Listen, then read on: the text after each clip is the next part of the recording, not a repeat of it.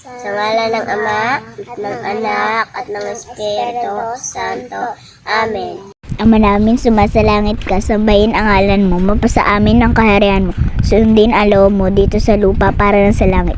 Bigyan mo po kami ngayon ng aming kakanin sa araw-araw, at patawarin mo kami sa aming mga sala, para ng papautawan namin sa nagkakasala sa amin.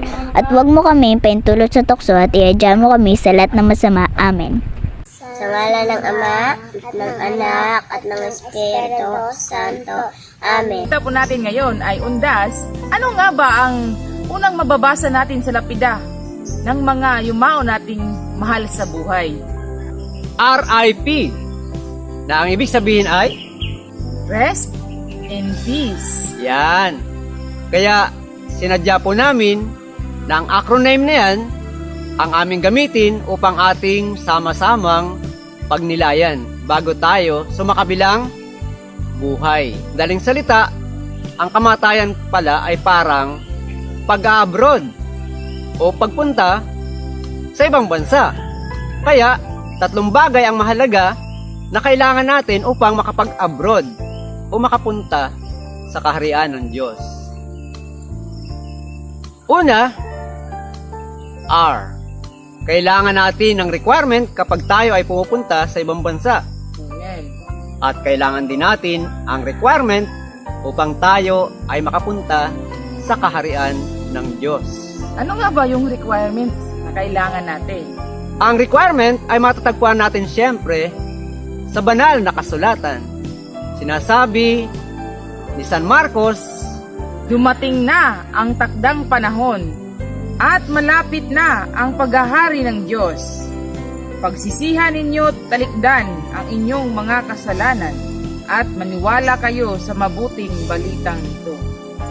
so maliwanag pala kung ano ang requirements ang ayon kay San Marcos sapagkat ang pinakaunang sinabi ng Panginoong Yesus sa Ebanghelyo ayon kay San Marcos ay ang requirement. Ano po yung requirement? Repent. So letter R stands for repent. Ang ikalawang requirement ay matatagpuan naman natin sa Ebanghelyo ayon kay San Juan. Kung kayo'y mag-ibigan, kilala ng lahat na kayo'y mga alagad ko. No ID, no entry. Tama, matatagpuan natin sa mga paaralan, sa mga pagawaan, at sa iba pang establishmento ang salitang yan, no ID, No no entry. entry. Kasi ang sinasabi ng Panginoon ay pagkakakilanlan ng isang sumusunod sa Kanya. At ano ang pagkakakilanlan o identification? Love. Kaya letter I stands for Identification. ID o identification. Na walang iba kundi ang pag-ibig. Pag-ibig sa Diyos at pag-ibig sa kapwa. Amen. Ikatlo, passport. Amen. Nung ako ay pinalad na libreng makapunta ng Hong Kong, di pala pwedeng makapasok sa ibang bansa kapag wala kang Passport.